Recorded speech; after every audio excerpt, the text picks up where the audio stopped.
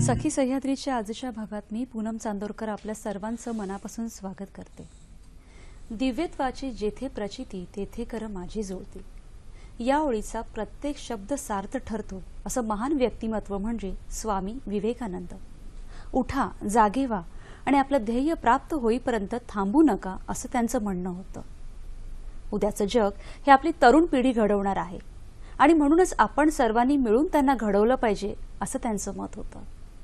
आज स्वामी विवेकानंद यांची जयंती आणि हा दिन आपण राष्ट्रीय युवा दिन म्हणून साजरा करतो।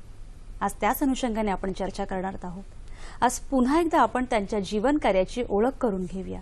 आजचा आपला विषय काय आहे ते पाहूया। आजचा आपला विषय आहे स्वामी विवेकानंदांची विचारधारा आणि युवा पिढी। आणि या महत्त्वाच्या विषयावर मार्गदर्शन करण्यासाठी, चर्चा करण्यासाठी त्यांच्या जीवन कार्याचा अभ्यास असणाऱ्या अशाच दोन तज्ञ व्यक्ती आज आपण इथे आमंत्रित केले आहेत। आज आपल्याबरोबर आहेत मीनल परांजपे आणि श्री आलोक राय चौधरी। नमस्कार मॅडम। नमस्कार सर। कार्यक्रमात तुमचं मनापासून स्वागत। मीनल परांजपे आणि आलोक रॉय चौधरी हे दोघेही रामकृष्ण मिशन मुंबई येथे स्वयंसेवक आहेत। आज आपण त्यांच्याकडूनच स्वामी विवेकानंदांचे कार्याची ओळख, त्यांची विचारधारा, युवकांबद्दल त्यांचं काय मत होतं, त्यांचे विचार या सर्वांबद्दल एकंदरीत पुन्हा एकदा चर्चा करणार आहोत, त्यांना जवळून जाणून घेणार आहोत। कार्यक्रमात तुमचा सहभाग आमच्यासाठी तितकाच महत्त्वाचा आहे। प्रश्न विचारण्यासाठी आमचे दूरध्वनी क्रमांक असे आहेत 24908050 24988050। मोबाईलवरून डायल करताना 022 हा एसटीडी कोड आहे। आणखी एक नम्र विनंती, प्रश्न हे आपल्या विषयाला अनुसरून असावेत आणि प्रश्न विचारताना आपल्या दूरध्वनी संचाचा आवाज थोडा कमी ठेवावा, जेणेकरून तुमचे प्रश्न सलग आमच्यापर्यंत पोहोचतील आणि आपल्या तज्ञांकडून आपल्याला जास्तीत जास्त मार्गदर्शन करून घेता येईल। आजच्या आपल्या कार्यक्रमाला सुरुवात करूया। आजचा आपला विषय आहे स्वामी विवेकानंदांची विचारधारा आणि युवा पिढी आणि आपल्याबरोबर आहेत मीनल परांजपे आणि आलोक रॉय चौधरी। मीनल मॅडम, आलोकजी, कार्यक्रमात तुमचं पुन्हा एकदा मनापासून स्वागत। धन्यवाद। आज खरं तर स्वामी विवेकानंदांची जयंती आणि हा दिवस आपण राष्ट्रीय युवा दिन म्हणून साजरा करतो। खरं तर युवा कसा असतो, जो अनितीशी लढतो, ज्याचा जोश असतो, जो जे बोलतो ते फक्त बोलून दाखवत नाही तर करून दाखवतो, प्रेरणादायी इतिहास रचतो।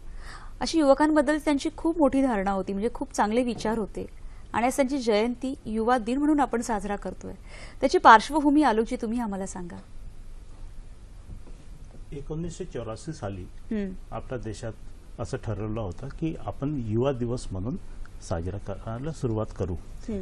तेव्हा एका बुद्धिजीवी, फार काही बुद्धिजीवी लोक या निर्णय त्यांनी केलं की स्वामी विवेकानंदांच्या हे आपला युवा आयकन असणार आणि त्यांचा जन्मदिवस म्हणजे युवा दिवस।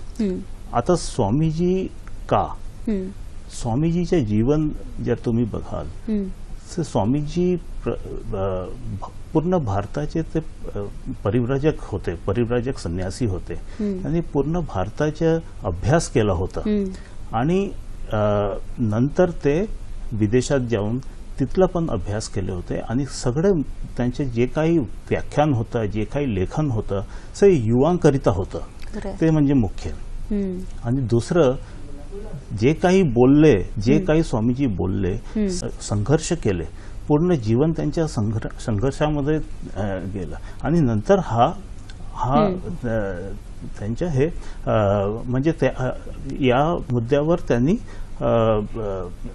फार काही व्याख्यान दिले, फार काही लिहिले आणि खरंच एक असं एक आयडियल त्यांचं असं व्यक्तिमत्व होतं की आपण म्हणजे युवा दिन त्यांना बघून असं आपण एक साजरा करतोय, असं एक खूप महान व्यक्तिमत्व होतं ते। मीनल मॅडम, मला तुमच्याकडे यायचंय की शिक्षणाबद्दल त्यांची काय मतं होती, म्हणजे ते स्वतःही एवढे प्रगाढ होते की त्यांचा एवढा अभ्यास होता, काय सांगाल त्याविषयी? शिक्षणाबद्दलची स्वामीजींची मतं ही सगळ्या काळांना पुरून उरतात, सगळ्या काळांच्या परीक्षेला उतरतात, सगळ्या देशांच्या परीक्षेला उतरतात, कारण त्याच्यामध्ये मूलभूत मानवतेचा विचार त्यांनी केलेला आहे। त्यांचं एकच वाक्य अतिशय सुंदर आहे जे आपल्याला त्याच्याबद्दल अधिक सांगतं। ते म्हणतात, education is manifestation of perfection in the man it self. म्हणजे तुमच्यामध्ये असलेलं जे पूर्णत्व आहे त्याला बाहेर काढून आकार देणं, ह्याला शिक्षण म्हणायचं. त्यांच्या दृष्टीने शिक्षणाच्या बद्दलचे 3 मुख्य मुद्दे होते. त्यातला पहिला मुद्दा हा की शिक्षण हे नेहमी पोटभरून असावं. शिक्षणाने जरूर तुम्हाला स्वावलंबी बनवावं, आर्थिकदृष्ट्या स्वावलंबी बनवावं, उत्तम जीवन जगायला तुम्हाला त्याची मुभा असावी. परंतु नुसतं पोटभरू आणि केवळ एक सर्टिफिकेट दाखवायला म्हणून शिक्षण असावं हे त्यांना अभिप्रेत नव्हतं. त्यांना अभिप्रेत असणारं शिक्षण होतं हे मनुष्य घडवणारं शिक्षण, त्या मनुष्याचं चारित्र्य घडवणारं शिक्षण. कारण आज आपण बघतो की कित्येक सुशिक्षित लोक असतात, खूप आहेत सुशिक्षित लोक ज्यांना आपण सुशिक्षित म्हणू, पण खरोखरच ते त्यांच्या शिक्षणाचा वापर समाजाच्या फायद्यासाठी करतात का? का कित्येक जण त्या शिक्षणाचा गैरवापरही करू शकतात. स्वामीजींना ते अभिप्रेत नव्हतं. स्वामीजींना माणूस घडवणारं शिक्षण, चारित्र्य घडवणारं शिक्षण, मूल्य देणारं शिक्षण आणि स्वावलंबी बनवणारं शिक्षण अभिप्रेत होतं. सर्वात महत्वाची गोष्ट स्वामीजींनी सांगितलेली म्हणजे की त्या शिक्षणाला भेदभाव नव्हता. ते शिक्षण स्त्रियांसाठी होतं. अशा काळात कल्पना करा पूनमताई, 150 वर्षापूर्वी ज्या काळात स्त्रीला काही स्थान नव्हतं, स्त्री शिक्षणाचा सगळीकडे तेवढा प्रसार झालेला नव्हता आणि अगदी पाश्चिमात्य देशातही स्त्रिया शिकल्या तरी कित्येकदा त्यांच्याकडे भोगवस्तू म्हणून पाहिलं जात होतं. त्याच्यावर सुद्धा स्वामीजींनी कोरडे उडलेत आणि ते स्त्रीला एक स्वतंत्र व्यक्ती, स्वतंत्र मनुष्य म्हणून त्यांनी स्थान द्यावं हे त्यांचं म्हणणं होतं. स्त्रिया जातीभेद नाही, ह्या सर्वांना समाविष्ट करून त्यांनी शिक्षणाची अतिशय अशी एक मोठी म्हणजे उदात्त अशी व्याख्या होती सर्व मानव जातीसाठी. खरं अजून आपल्याला ते ऐकून घ्यायचं आहे आणि त्यांच्या सगळ्या कार्याची आणि त्यांची आणि युवा पिढी या समग्र विषयावर आपल्याला चर्चा करायची. एक फोन घेऊया. आपल्याशी गाडगीळ आपल्याशी बोलतात कल्याणवरून. नमस्कार. नमस्कार, मी शलाका गाडगीळ. नमस्कार शलाका मॅडम. कल्याणहून बोलतेय. सर्वात प्रथम स्वामी विवेकानंदांना मी विनम्र अभिवादन करते आणि असं सांगू इच्छिते, झाले भाऊ होतील भाऊ आहेतही भाऊ परंतु या समहा. असं जर का स्वामी विवेकानंदांबद्दल बोललं तर त्यात वावगं निश्चित खेळणार नाही. आता माझा असा प्रश्न आहे की स्वामी विवेकानंदांचं ही जी विचारधारा आहे ती शालेय शिक्षणातून विद्यार्थ्यांपर्यंत कशी पोहोचवता येईल, म्हणजे त्यासाठी प्रयत्नांची शिकस्त कशी काय करणार. आणि दुसरं मला असं आनंदाने सांगावं वाटतं की जिथे शिकागोला स्वामी विवेकानंदांनी जिथे ब्रदर्स अँड सिस्टर असं म्हणून जे भाषण केलं त्या शिकागोला त्या ठिकाणी आम्ही बघून आलो. फारच छान. भाग्यवान आहात. त्यामुळे आम्हाला तिथेच इतका आनंद झाला म्हणजे आपण स्वामी विवेकानंदांचं ऐकून आलो, पाहून आलो.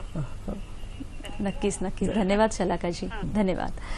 मिनल मॅडम काय सांगाल? कारण फारच सुंदर आणि मला इथे सांगायला अतिशय आनंद होतो की रामकृष्ण मिशनच्या जेवढे सगळीकडे शाखा आहेत भारतभर वेगवेगळ्या राज्यांमध्ये, तर तिथे आम्ही त्याची सुरुवात म्हणून स्वामीजींच्या विचाराचं बीज रोवण्यासाठी म्हणून दरवर्षी आम्ही वक्तृत्व स्पर्धा घेतो, शालेय आंतरशालेय वक्तृत्व स्पर्धा. आणि आपल्या मुंबईतही त्या होतात आणि त्या मुंबईत मराठी, हिंदी, इंग्रजी आणि गुजराती ह्या 4 भाषांमध्ये, शिवाय संस्कृतमध्ये पण असतात ज्याच्यामध्ये वेगवेगळे श्लोक असतात. स्वामीजींचा उपनिषदांवर आणि वेदांतावर विश्वास होता त्याच्यामुळे त्याच्यामधले श्लोक असतात आणि त्या स्पर्धा आंतरशालेय होतात. बऱ्याच मोठ्या प्रमाणावर होतात त्या स्पर्धा आणि मग त्याची फायनल राऊंड होते आणि त्याच्यातला जो सगळ्यात उत्तम वक्ता तो आजच्या दिनी गेटवे ऑफ इंडियाला आणि आमच्या मिशनमध्ये जो कार्यक्रम होईल तिथे त्याचं भाषण ठेवलेलं असतं. किती म्हणजे खरंच त्यांनी जसं आता शलाका ताईंनी सांगितलं, आज 150 वर्ष झाले तरी त्यांचे विचार फक्त आपल्या देशालाच नाही तर जगाला एक दीपस्तंभ म्हणून मार्गदर्शन होत आहेत. आणि शालेय विद्यार्थ्यांसाठी तर तो अभ्यासक्रमात असणं किंवा जसं तुम्ही सांगितलं की एवढे छान उपक्रम राबवून मुलांपर्यंत पोहोचणं खूप गरजेचं आहे. आणखीन एक गोष्ट मला त्यात आणखीन सांगावीशी वाटते की ज्यांनी खरंच पुढे जाऊन सगळ्या शाळेतल्या विद्यार्थ्यांनी आणि शाळांनी भाग घ्यावा की आम्ही त्याच वेळेला विवेकोत्सव पण साजरा करतो. आणि या विवेकोत्सवाची कल्पना अशी आहे की सगळेच जण उत्तम वक्ते असतात असं नाही, पण त्यांच्यात कलाकार दडलेला असतो तर त्यांनी चित्र काढावी, त्यांच्यामध्ये गायक असतो त्यांनी उत्तम भक्तिगीतं गावीत त्यांच्या विचारांवर आधारित असलेली. त्याचबरोबर आम्ही त्याच्याबरोबर आताच्या आधुनिक युगाच्या कडे वळून आम्ही त्यांना पीपीटी प्रेझेंटेशन करायला देतो विषय आणि शाळातली छान मुलं येऊन पीपीटी प्रेझेंटेशन करतात. म्हणजे अशा मला असं वाटतं की ह्या या उपक्रमांनी माध्यमातून माध्यमातून त्यांच्या समग्र म्हणजे बरोबर. याची ओळखही आपल्या ओळख आम्ही मुलांना आमचा प्रयत्न असतो. अगदी खरं आहे. आणि स्वतः स्वामी विवेकानंद इतके प्रत्येक विषयात म्हणजे त्यांनी स्वतः संगीताचंही शिक्षण घेतलं हो होतं. हो अगदी बरोबर सर आहे. तुम्ही काय सांगाल?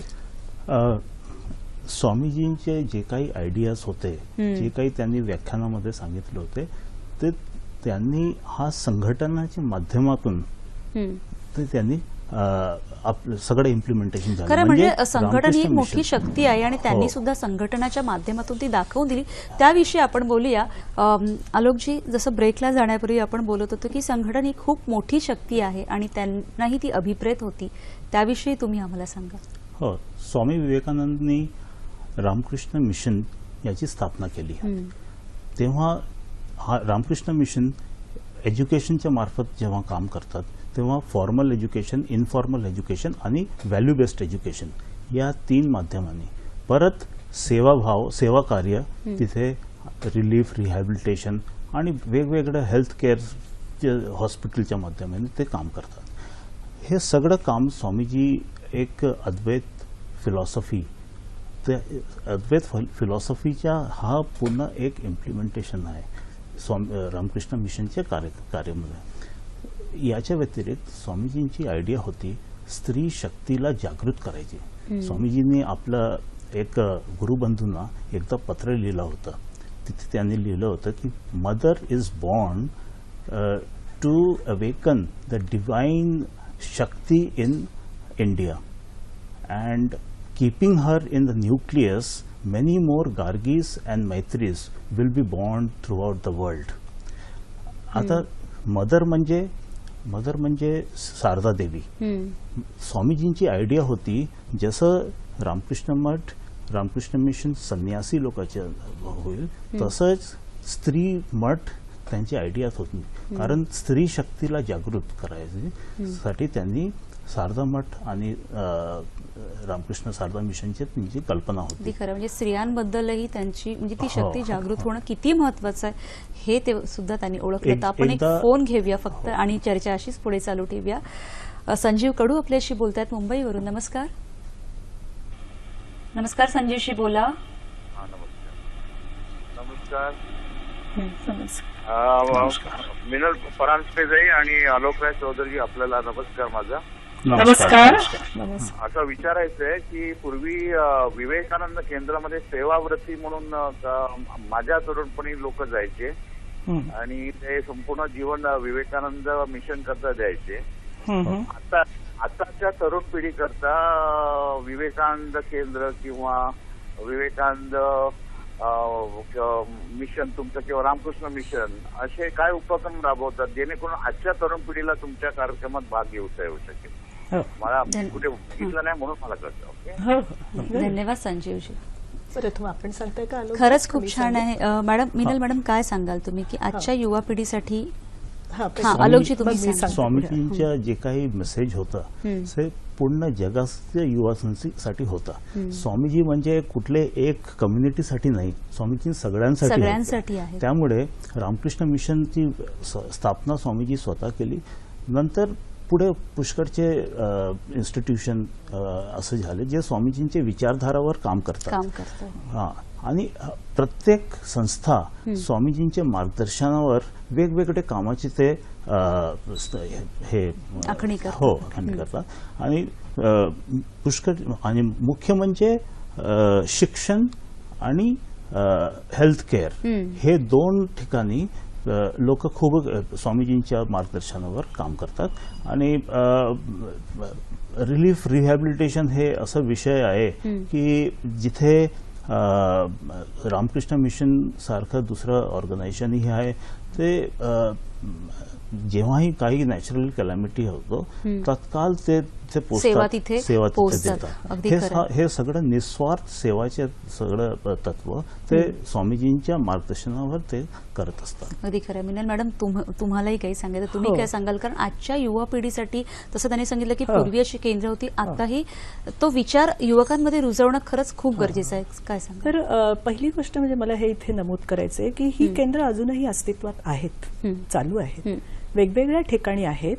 अगदी ठाण्यासारख्या भागातही आहेत किंवा अगदी दुर्गम भागातही आहेत. उदाहरणार्थ रामकृष्ण मिशनची, ज्याला आपण म्हणतो की ग्रामीण स्वास्थ्य योजनेच्या खाली असलेली अनेक केंद्र भारतभर विखुरलेली आहेत, नुसतं महाराष्ट्रातच नाही. काही अगदी ईशान्य भागात आहे, अगदी अरुणाचल प्रदेश सारख्या दुर्गम भागात आहेत, तर काही बस्तर सारख्या, मध्य प्रदेशातल्या बस्तर सारख्या भागात आहे. आणि आपल्या महाराष्ट्रात ठाणे जिल्ह्यामध्ये, आता पालघर जिल्हा झालाय तो, सकवार म्हणून एक आदिवासी गाव आहे, तिथे सुद्धा ते एक केंद्र आहे जिथे मी नेहमी जात असते स्वयंसेवक म्हणून. आणि मला सांगायला खूप अभिमान वाटतो की आपल्याला वाटतं की आताच्या युवकांना तळमळ नाहीये, पण तसं नाहीये. युवकांना जर असं एखादं केंद्र दिसलं, असं एखादं काम दिसलं, तर तिथे सुद्धा तळमळीने काम करणारे आमचे स्वयंसेवक युवक आहेत आणि ते पडेल ते काम करायला तयार. मला असं वाटतं की कधी कधी आपण आत्ताची युवा पिढी याविषयी जेव्हा बोलतो ते मला असं वाटतं की आता तुम्ही जे सांगितलं तो विचार खरंच ह्या माध्यमातून पुढे जाऊ देत की आजची युवा पिढीलाही तेवढी तळमळ आहे. फक्त मला असं वाटतं की त्यांना ती योग्य दिशा किंवा तो मार्ग दाखवण्याची गरज आहे. आपली जबाबदारी आहे. तुम्ही सांगा. आणि त्यामुळे या ठिकाणी विशेषतः मला सांगायला अभिमान वाटतो की त्या परिसरातली जी आदिवासी मुलं आहेत, गरीब खेड्यापाड्यातली मुलं आहेत, की काही जणांचं अगदी 10वी पर्यंत सुद्धा शिक्षण पूर्ण होऊ शकलेलं नाही. मग अशा वेळेला त्या मुलांनी काय करायचं, कुठे जायचं? स्वावलंबन तर त्यांना आपल्याला शिकवलं पाहिजे, कारण स्वामीजींचं पहिलं ते तत्व होतं. स्वामीजी म्हणत असत की तुम्ही उपाशी पोटावर धर्म नाही शिकू शकत कोणाला. पहिल्यांदा मनुष्य स्वतःच्या पायावर उभा राहायला पाहिजे, त्याचं पोट भरलं पाहिजे. आणि त्यासाठी ह्या अशा इन्स्टिट्यूटमधनं त्यांना आम्ही वेगवेगळे व्होकेशनल ट्रेड कोर्सेस शिकवतो, जसं सुतारकाम आहे, वायरमन आहे, मोटर मेकॅनिक आहे. त्याच्याशी टाटा मोटर्स सारख्या उद्योगपतींबरोबर किंवा उद्योगधंद्यांबरोबर त्यांचं टायअप आहे. तर तिथे ह्या मुलांचं प्रशिक्षणही होतं, तरुण मुलांचं, म्हणजे अगदी गरीब गावातल्या मुलांचंही प्रशिक्षण होतं. आणि खूपशी तरुण मुलं आम्हाला तिथे हातभार लावायला येतात. अगदी खरं. आपण एक फोन घेऊया. सुनील पाटील आपल्याशी बोलतात कोल्हापूरवरून. नमस्कार. नमस्कार. बोलतो कोल्हापूरवरून. नमस्कार. स्वामी विवेकानंदाचा ओरिजिनल आवाज आहे का? आता ओरिजिनल आवाज रेकॉर्डिंग आहे का कुठे? कारण बरेच जण दावा करतात की युट्यूबवर वगैरे बरेचशा साईटवर मला कळतं की ओरिजिनल आवाज आहे. मग ओरिजिनल आवाज आता सध्या रेकॉर्डिंग आहे का कुठे? बरं, धन्यवाद सुनीलजी. मिनल मॅडम, आमच्या माहितीप्रमाणे तरी तसं आम्हाला असं काही माहिती नाहीये त्यांच्या ओरिजिनल आवाजाबद्दल. फक्त त्यांचे सगळं मेसेजेस, त्यांचे सगळं व्याख्यान हे उपलब्ध आहे. पण आवाज असं पूर्वी म्हणत असत की म्हैसूरच्या महाराजांनी एकदा त्यांचं त्या काळामध्ये रेकॉर्ड करायचा प्रयत्न केला होता, पण तो प्रिझर्व्ह झालाय की नाही ह्याच्याबद्दल आमच्याकडे निश्चित माहिती नाहीये. बरं मॅडम, तुम्ही जे सांगत होता की जसं सरांनी सांगितलं की संघटन ही खूप मोठी शक्ती आहे आणि रामकृष्ण मिशनच्या माध्यमातून त्यांनी ती स्थापना करून ते दाखवून दिलं. त्यातून अजून युवा वर्गाचा आणि त्याचा कसा आणि कितपत संबंध येतो, म्हणजे तुम्ही स्वतः रामकृष्ण मिशन मुंबईचे स्वयंसेवक आहात, त्याविषयी आम्हाला सांगा. सर्वात महत्त्वाची गोष्ट म्हणजे की आपण हे लक्षात घेतलं पाहिजे की कुठेतरी आज आपण बघितलं तर शहरी मुलं आणि गावातली मुलं ह्यांच्यामध्ये एक छोटीशी दरी आहे आणि कुठेतरी त्यांच्यामध्ये एक पूल बांधण्याची, ज्याला आपण म्हणतो ब्रिजिंग द गॅप, हे करण्याची गरज आहे. आणि मला असं वाटतं रामकृष्ण मिशन खूप छान ते काम करतं. याचं कारण मी जसं म्हटलं तसं, जसं सकवारसारखं जे एक केंद्र आहे की जिथे आदिवासी भागातली मुलं येऊन राहतात, म्हणजे ज्यांना खरोखरच त्यांची परिस्थिती फी भरण्याची सुद्धा नसते कुठे, तिथे वर्क अँड लर्न या तत्वावर ती मुलं राहतात. हे वेगवेगळे सगळे उद्योग शिकतात आणि तिथे राहून ते एक आयुष्यासाठी काहीतरी शिकून घेऊन जातात. आयुष्यभरासाठी शिस्त, आयुष्यभरासाठी आपण बाहेर कसं वागायचं, आपला व्यवसाय प्रामाणिकपणे कसा करायचा, ह्या सगळ्या गोष्टी ती मुलं शिकतात. आणि ज्या वेळेला शहरातली मुलं तिथे स्वयंसेवक म्हणून जातात, आमच्याकडे सकवारच्या सेंटरमध्ये कित्येक वेळा कॉलेजमधनं NSSचे ग्रुप येतात की जिथे आपण म्हणतो की NSS त्यांना आज अनिवार्य आहे, तर त्यातली मुलं तिथे येतात, कॅम्पसाठी म्हणून येतात. ते सकवारसारखं बघतात सेंटर आणि काही काही मुलं स्वतःहून सुट्टीच्या दिवशी तिथे काम करायला येतात. आणि कुठेतरी हा एक दुवा साधला जातो आणि त्यांना आपला गरीब भारत काय आहे ते कळतं. आणि ह्यांनाही, ह्या मुलांना भेटून अजून आपल्याला किती अमर्याद पुढे जाता येईल, किती मोठं क्षितिज आहे, ही ह्या मुलांनाही कल्पना येते. तर ह्या दोन्हीसाठी, दोन्ही युवा वर्गासाठी हे फार महत्वाचं फार आहे. महत्त्वाचं. आलोकता, तुम्हाला काही सांगायचं हां, याबद्दल? प्लीज. स्वामीजींनी बरेचदा असं आपले गुरुबंधूंना सांगितलं होतं, लोकांना पण सांगितलं होतं आपल्या व्याख्यानात, की मला काही युवा द्या, मला युवा शक्ती पाहिजे, काही युवा द्या, मी हा जगाला एकदम रेव्होल्युशन आणणार. तर हे त्यांचे सगळे जे विचार आहेत, त्यांना माहीत होतं की युवा शक्ती म्हणजेच देशाची शक्ती आहे. खरंच. आणि असं म्हणजे त्यांचं असं ठाम मत होतं की आजचा युवाच हा आपला उद्याचा देश घडवणार आहे, आणि म्हणून त्यांनी सगळा जो भर दिला तो मुळात आपल्या युवा शक्तीवर दिला. हो, बरोबर. नाही आलोकजी, आणि त्यांना एक असा युवक अभिप्रेत होता की जो जे बोलून नाही तर कर्तृत्वाने करून दाखवणार. सांगा त्याविषयी. हां. आणि त्याच्यासाठी त्यांनी जे काही लिहिलं, सांगितलं आहे, रामकृष्ण मठ आणि शारदा मठाच्या त्या नियमावलीमध्ये आहे, आणि त्याप्रमाणे हा दोन्ही ऑर्गनायझेशन काम करतात. त्यामुळे आपलं सगळं काम जे आहे रामकृष्ण मठाच्या किंवा शारदा मठाच्या, ते युवा सेंटर्ड आहे, युवा केंद्रित आहे. आणि प्रत्येक जे काही तुम्ही शिक्षण तर पाहिजेच, आणि त्यांच्यासोबत तुम्हाला चांगलं एक आरोग्य पाहिजे. बरोबर. ते नसल्यावर तुम्ही आपल्या युवांना सांगताना ते सांगतात की एकाग्रता कसं येणार, तुम्हाला चांगलं बॉडी पाहिजे, चांगलं फिजिक पाहिजे, तेव्हा तुम्ही हे एकाग्रतावर. त्यांचे अनेक सुविचार आहेत. जसं त्यांनी सांगितलं की अख्खी विश्व एक व्यायामशाळा आहे, आणि जिथे आपण स्वतःला मजबूत करण्यासाठी जातो. म्हणजे किती सहज साध्या माध्यमातून त्यांचे विचार आपल्यापर्यंत येतात की भ्रमण करणं, त्यातूनही वेगवेगळे अनुभव घेत स्वतःला समृद्ध करत जाणं. मिनल मॅडम, काय सांगाल? म्हणजे किती साध्या साध्या पद्धतीने त्यांनी युवांना घडवण्याचा प्रयत्न केला. आणि विशेषतः त्यांचा अनुभवावर अतिशय जोर होता. कारण त्यांचं असं म्हणणं होतं की अनुभवाच्या शाळेत तुम्ही जे शिकता ते अनेक जन्म आणि अनेक विद्यापीठ आणि अनेक शाळांमधनं तुम्ही नाही शिकणार. त्याच्यामुळे बाहेर जा, फिरा, भ्रमण करा, वेगवेगळी कामं करा, लोकांमध्ये मिसळा, बोला, आणि स्वतः अनुभव संपन्न व्हा, आणि तीच तुमची सगळ्यात मोठं विश्वविद्यालय असेल. जसं आलोकजीने सांगितलं की म्हणजे शरीरावरही त्यांनी तेवढंच भर दिला होता. काही तुम्ही उदाहरणही आम्हाला सांगू शकता आलोकजी? प्रत्येक ठिकाणी त्यांनी, प्रत्येक केंद्र यांनी सांगितलं होतं की एक व्यायामशाळा व्हायला पाहिजे. प्रत्येक काही स्पोर्ट्सच्या माध्यमाने आपला फिजिक ते मेंटेन करा. हे असं प्रत्येक केंद्रामध्ये तुम्हाला असं दिसेल की स्पोर्ट्सच्या विषयी ते महत्व देतात. अगदी खरं. आपण ह्या विषयी अधिक जाणून घ्या आलोकजी. आपल्याला एक फोन आलेला आहे. भारत वावळ आपल्याशी बोलतात. नमस्कार भारतजी, बोला. नमस्कार मॅडम.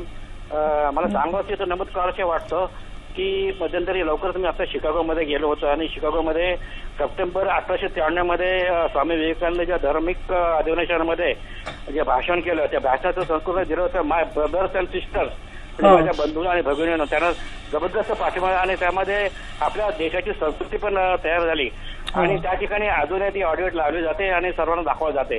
माझा प्रश्न असा आहे मॅडम की स्वामी विवेकानंदांचे आचार विचार आणि मार्गदर्शन निश्चितच चांगले आहे, त्याची धार्मिक प्रवृत्ती पण चांगली आहे, आध्यात्मिक प्रवृत्ती ते वागत असतात.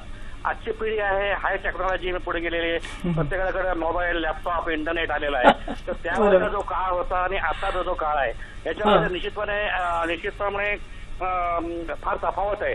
तर त्यांची जी विचारसरणी आजच्या ह्या टेक्नॉलॉजीमध्ये कशा प्रकारे उपयोग होऊ शकते यावर आपण प्रकाश टाकावा. धन्यवाद. नक्कीच भारतजी, तुमच्या प्रश्नाचं उत्तर तुम्हाला मिळणारच आहे. स्वामीजींचे असे अनेक विचार होते की आपल्या मुलांच्या मनात एकही नकारात्मक विचार प्रवेश करू देऊ नका, तरच तुम्हाला खरं शिक्षण मिळालं असं आपण म्हणू शकतो. मिनल मॅडम, मला तुमच्याकडे यायचं आहे. भारतजींनी खूप छान प्रश्न विचारला, आणि तो सगळ्या युवकांसाठी आहे, आपल्या सगळ्यांसाठी आहे की टेक्नॉलॉजी आणि त्यांचे विचार आता त्याच्यामध्ये काही कुठे तफावत होते का? काय सांगाल? काय असतं माहितीये का की तुमचं जरी राहण्याची पद्धत बदलली तरी माणूस बदललेला नाहीये. माणसाच्या मनातली हाव, ईर्ष्या, त्याचा स्वार्थीपणा हा बदललेला नाहीये. किंबहुना टेक्नॉलॉजीचा वापर करून माणूस त्याच्याच मागे लागलेला आहे. त्याच्यामुळे जर आपल्याला विवेकानंदांनी बघितलं तर त्यांनी हा मार्ग दाखवलाय की टेक्नॉलॉजीचा तुम्ही अति वापर करात, टेक्नॉलॉजीचा तुम्ही आहारी गेलात आणि नुसतं त्या टेक्नॉलॉजीचा स्वतःसाठी स्वार्थासाठी वापर केलात तर त्याचा उपयोग काहीच नाही आहे. त्या टेक्निकचा तुम्ही जर चांगल्या शिक्षणाच्या प्रसारासाठी वापर केलात तर त्याला महत्व आहे. त्याचं मी एक छोटंसं उदाहरण देते. त्यांनी स्वतः लिहून ठेवलेलं आहे की त्या काळच्या तरुणांना त्यांनी सांगितलं होतं की पूर्वीच्या काळी तर आताच्यासारखी टेक्नॉलॉजी नव्हती, कॉम्प्युटर्स नव्हते, पण त्यांनी सांगितलं त्याला मॅजिक लॅन्टर्न होता. तेव्हा स्वामीजींनी म्हटलेलं आहे त्यावेळेच्या तरुणांना की तुम्ही गावोगावी खेडोपाडी जा, मॅजिक लॅन्टर्न घेऊन जा, होकायंत्र घेऊन जा, दुर्बिणी घेऊन जा आणि गरीबातले गरीब लोकांना, स्त्रियांना, मुलांना ह्या सगळ्याचं शिक्षण द्या, माहिती द्या. कोणालाही तुम्ही शिक्षणापासून वंचित ठेवू नका. हा सगळ्यात मोठा संदेश. आणि ते शिक्षण कसं? खऱ्या अर्थाने लाभलेलं शिक्षण. तात्पुरतं वरवरचं टेक्नॉलॉजी वापरता येते, मोबाईल तुम्हाला वापरता येतो, त्याचा तुम्ही वापर चांगला करता का वाईट करता ते तुम्ही काय माणूस आहात याच्यावर अवलंबून असतं. आणि तो माणूस घडवणं हे कधीही या विश्वाच्या अंतापर्यंत संपणार नाहीये. अगदी खरं आहे. आपण ह्याच्याविषयी अधिक चर्चा करूया. एक फोन घेऊया. योगेश आपल्याशी बोलतात अहमदनगरवरून. नमस्कार. नमस्कार योगेशजी, बोला. योगेश आमले बोलतोय अहमदनगरवरून. मला असा प्रश्न विचारायचा होता की अण्णा हजारे असतील किंवा आपले पंतप्रधान असतील यांसारखी मोठी लोक स्वामी विवेकानंदांच्या प्रेरणेतून एवढं मोठं कार्य करतायत, तर त्यांचे विचार जे आहेत ते शैक्षणिक अभ्यासक्रमात समाविष्ट करता आले तर अजून जास्त प्रगती साधता येईल. याबद्दल आपल्याला काय करता येईल का? धन्यवाद योगेशजी. जसं मॅडम आता तुम्ही सांगताय की मुळात माणूस घडवणं हा शिक्षणाचा हेतू त्यांना अभिप्रेत होता. आणि आताही आपण जेव्हा टेक्नॉलॉजी बद्दल बोलतोय, तुम्ही सांगितलं की चांगलं काय वाईट काय ज्याचं त्याला कळलं पाहिजे, कारण मानव सेवा हीच ईश्वर सेवा हे त्यांना त्यांचे विचार होते किंवा त्यांचं मत होतं. तर काय सांगाल? जसं त्यांनी विचारलं की एवढं मोठी आताही कार्य घडतात किंवा जे काही संत किंवा नेते जे काही आहेत, तर मुलांच्या शालेय शिक्षणात आपण एक अर्धा एक तास त्याचा जर अवलंब केला किंवा सुरुवात केली तर अजून त्यातून खूप लवकर परिणाम साधता येईल.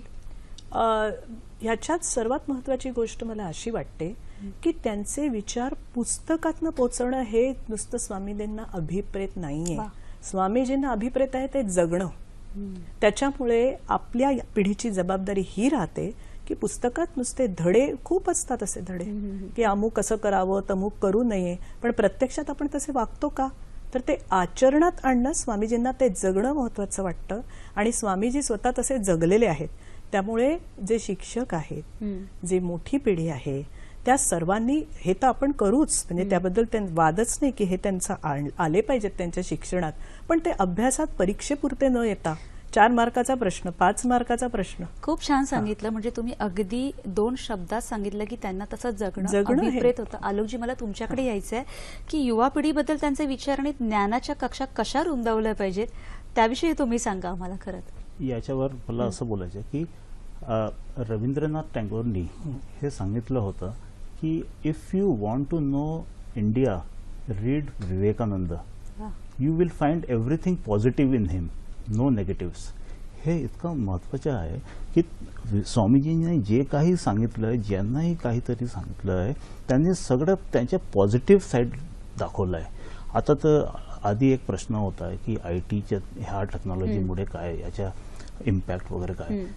हे टेक्नॉलॉजी स्वामीजींच्या एक लक्ष होता की आपण भारत देश इतका प्रोग्रेस करावं की टेक्नॉलॉजी वगैरे सगळं आपण वेस्ट पाश्चात्य देशांना आपल्याला आणायला पाहिजे. आणि आपलं काय स्ट्रेंथ आहे? आपलं स्ट्रेंथ आहे आध्यात्मिक शक्ती. हा आध्यात्मिक शक्ती याला डायल्यूट न करता आपल्याला टेक्नॉलॉजीवर विचार करायचा, प्रेझेंट डे टेक्नॉलॉजीवर जायचं. आणि स्वामीजींच्या वाचन आपण केलं, त्यांचे जीवन वाचलं तर संघर्ष आहे पण सगळं पॉझिटिव्ह आहे. ते कधीही मागे बघत नव्हते, ते करत राहिलं. आणि आजच्या युवांना हा संदेश आहे की पेशन्स पाहिजे. आणि जसं मिनालताईंनी सांगितलं की शिक्षण प्रणालीमध्ये थोडंसं सुधार व्हायला पाहिजे. व्हॅल्यू बेस्ड एज्युकेशन हा स्वामीजींचा एक लक्ष होता, एक ध्येय होता. ते खूप छान सांगितलं तुम्ही की पेशन्स ठेवणं आणि जसं सकारात्मकता. म्हणजे त्यांनी मुळातच सांगितलं की एकही विचार मुलांच्या मनात नकारात्मक येताच कामा नये, हेच मुळात त्या शिक्षणाचं उद्दिष्ट असलं पाहिजे. म्हणजे आताची जी युवा पिढी असते की मिळेल की नाही किंवा मी प्रयत्न करू की नाही, पण आधी प्रयत्न करा आणि त्या गोष्टीच्या मागे लागा, त्या ध्येयाच्या मागे लागा, हेच मुळात स्वामीजींना अभिप्रेत होतं. याच्यावर स्वामीजींनी खूप सुंदर सांगितलं. स्वामीजीचे बरेच काही कोट्स तुम्हाला मिळेल. स्वामीजींना एक होतं की you take one idea and remain with that idea till you accomplish that. बघा किती इम्पॉर्टंट आहे. एक विचार घ्या आणि हो. त्या शेवटपर्यंत त्याला सगळं आपलं सगळं एनर्जी सगळं वेळ तुम्ही त्या विचारावर तुम्ही द्या. म्हणजे खरंच आपल्यालाच आपण एखादं ध्येय ठरवलं आणि प्रयत्नाने जर त्याच्या मागे लागलो तर आपण निश्चित आपल्या ध्येयापर्यंत पोहोचू शकतो. मिनल मॅडम, मला तुमच्याकडे यायचं की याचा बराच अभ्यास तुम्ही पण केलेला आहे की आताच्या युवकांना जशा गरिबी किंवा ह्या ज्या समस्या येतात तर तशी काही उदाहरणं आहेत की स्वामीजींना आल्या होत्या आणि तरी त्यातून इतकं सकारात्मकता त्यांनी आपल्याला दिली आहे. आपल्याला असं वाटतं स्वामीजी आपल्याला नंतर आपल्याला स्वामीजी आता दिसतात असे, म्हणजे सगळ्यांना प्रसिद्ध असलेली माहिती आहेत, पण खूप मला माहित नाही किती जणांना माहिती की खूप थोड्या जणांना माहिती असेल की स्वामीजींनी सुद्धा गरिबीचे चटके अनुभवले आहेत. जेव्हा त्यांचे वडील स्वर्गवासी झाले तेव्हा त्यांच्या सगळ्या कुटुंबाला निराधार होण्याची पाळी आली होती. त्यांच्या कुटुंबाला घर सुद्धा आपलं गमवायची पाळी आली होती. आपली आई, आपली भावंड धाकटी उपाशी राहतील की काय, ही परिस्थिती सुद्धा त्या स्वामीजींनी अनुभवलेली आहे. नोकरीसाठी तेव्हा वणवण केलेली आहे. कित्येक वेळा घरी आईला सांगितलं, मी मित्राच्या घरी जेवून आलो, तुम्ही सगळे जेवून घ्या, कारण त्यांना अन्न कमी पडेल म्हणून. तर हे सगळं जे आत्ताचे युवक जे काही चटके परिस्थितीचे अनुभवतात त्या सगळ्यातनं स्वामीजी गेली आहेत, पण त्यातनं त्यांनी त्यांची सकारात्मकता सोडलेली नाही. मॅडम, ह्या सकारात्मकतेविषयी करणं खरंच खूप छान मुद्दा आहे आणि मला असं वाटतं की आजच्या पिढीला या सकारात्मकतेचीच गरज आहे. त्याविषयी आपण बोलूया. एक फोन घेऊया आपण. किशोर नगरकर आपल्याशी बोलतात वरळीवरून. नमस्कार. नमस्कार. बोला. स्वामीजी उपनिषदामधली 2 वाक्य त्यांच्या वारंवार सांगत असत. एक, उत्तिष्ठत जाग्रत प्राप्य वरात निबोधत. दुसरं म्हणजे नायम आत्मा बलहीनेन लभ्या. आणि ते म्हणजे आयुष्यामध्ये मी काय शिकलो असेल तर नायम आत्मा बलहीनेन लभ्या. बरोबर. या दोन्ही वाक्यावरती, सुभाषितांच्यावरती, उपनिषदामध्ये जे वारंवार येतात, तर त्याच्यावरती प्रकाश टाकावा. दोघांनी सांगावं, हरकत नाही. आभारी आहे. धन्यवाद किशोरजी. धन्यवाद. आलोकजी, बरं, मिनल मॅडम काय सांगा?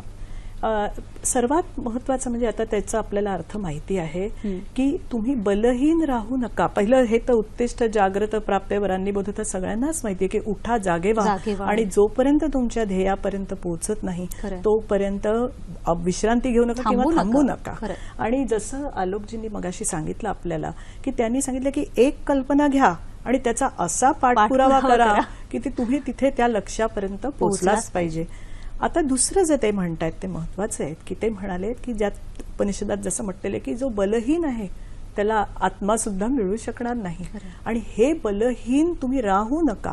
मग बलहीन हे फक्त शारीरिक दृष्ट्या आहे का? नाही.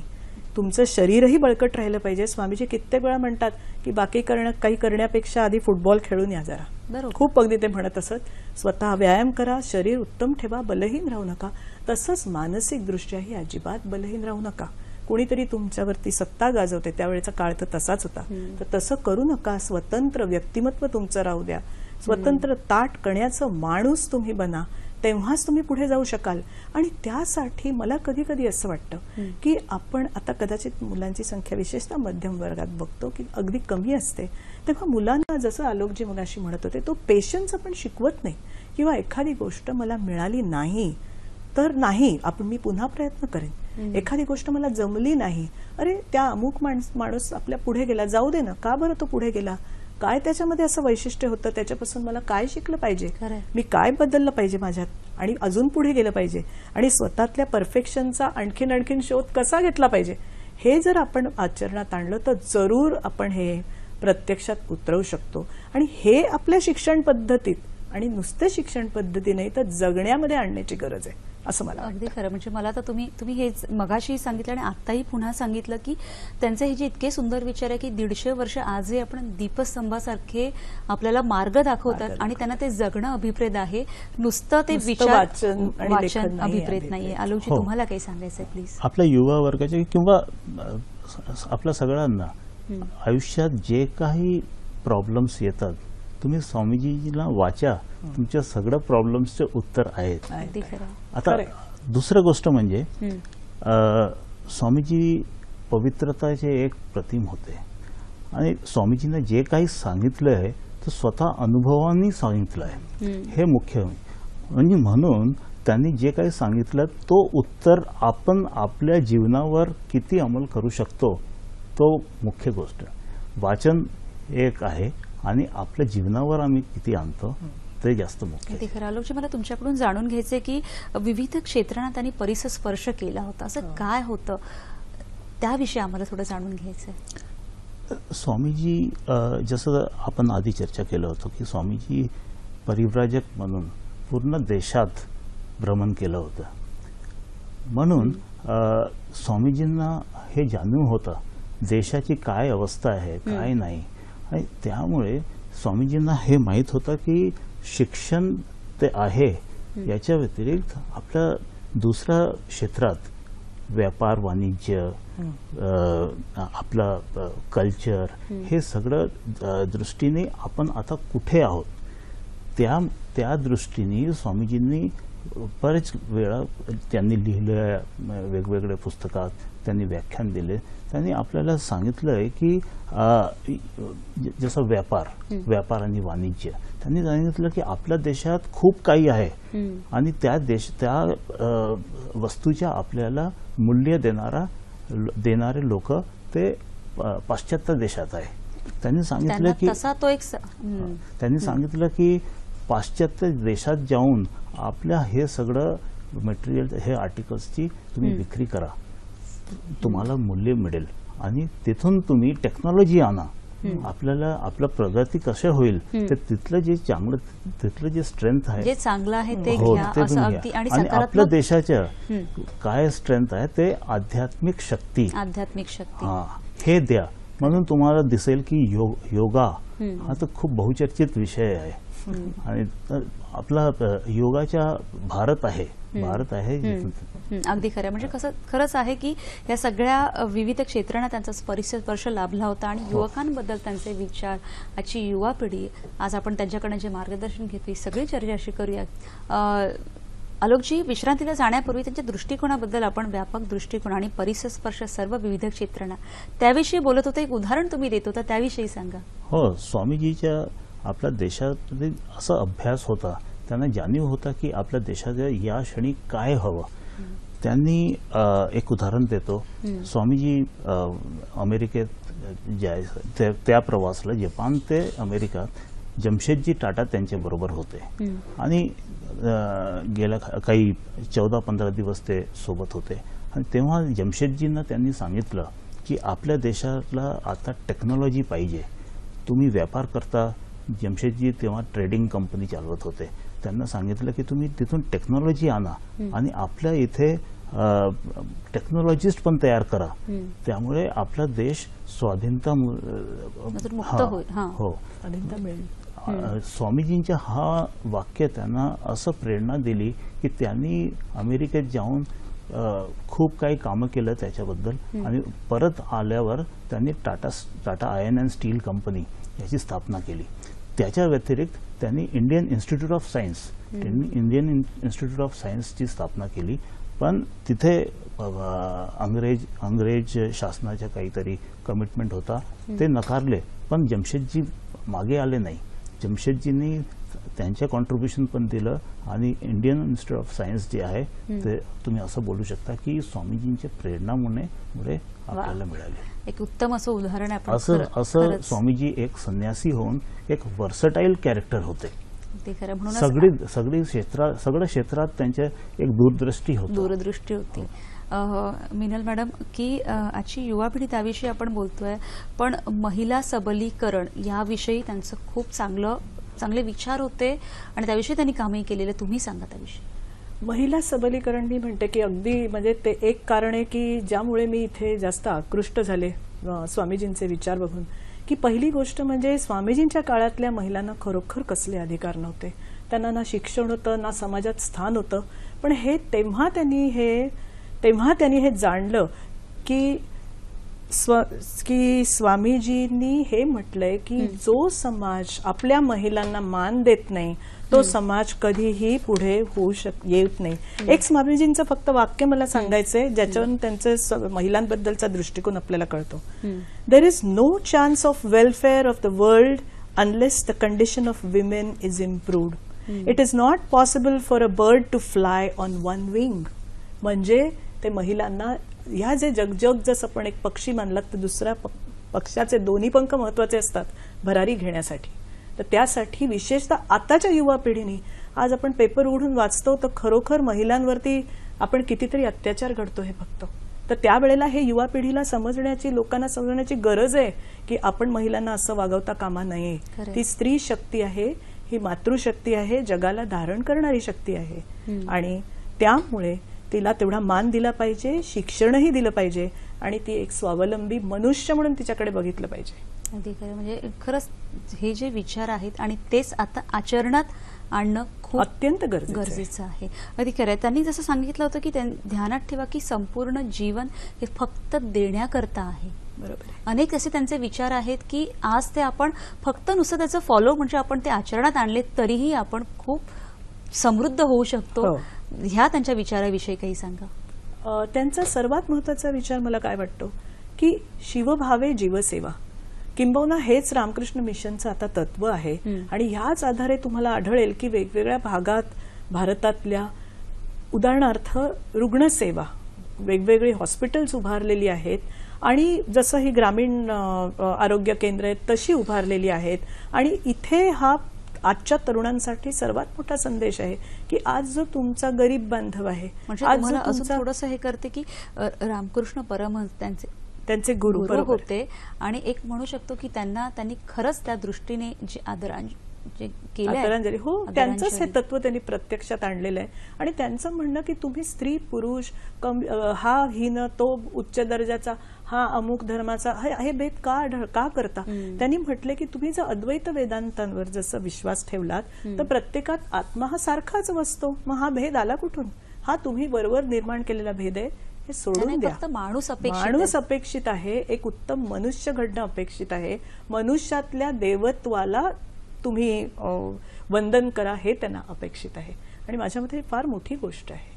अगदी खरं आहे. म्हणजे आजचा हा जो त्यांचा समग्र जीवन कार्याची ओळख आपण करतो आणि त्यांचा जो हे आहे आलोकजी तुम्ही सांगा तुमचं काय मत आहे. रामकृष्ण स्वामीजींच्या मार्गदर्शनावर रामकृष्ण मिशनची स्थापना झाली.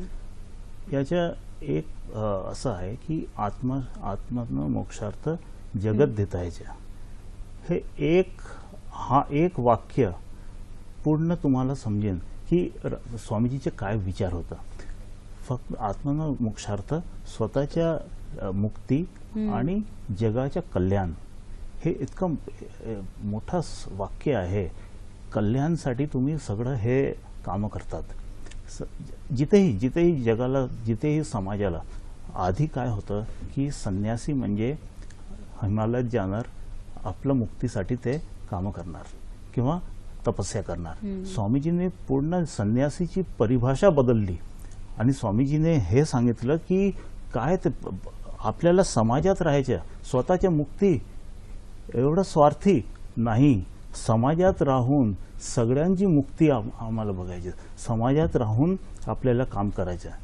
काही गुरुबंधू याच्यावर थोडं डिबेट झालं होतं पण नंतर त्यांनी समजलं की हा गुरुदेवांचा निर्देश आहे. त्याच्याप्रमाणे रामकृष्ण देवाचे निर्देशप्रमाणे स्वामीजी हा संघटनेचे स्थापन केलं. स्वामीजीच्या स्त्री शक्तीबद्दल इतकं हे महत्त्वपूर्ण होतं त्यांच्यामध्ये की त्यांनी एकदा आपल्या एक गुरुबंधूंना सांगितलं होतं की स्त्री मठ आधी व्हायला पाहिजे. पण स्त्री मठ म्हणजे शारदा मठ 50 वर्ष नंतर झालं. स्वामीजींच्या स्त्रियांबद्दल असा विचार होता. हे मुख्य आहे. अगदी खरं आहे. खरंच की त्यांचे हे जे विचार आहेत त्या विचारांवर आपण जी चर्चा करतो, त्यांचं जीवन कार्याची ओळख ही एवढी मोठी आहे.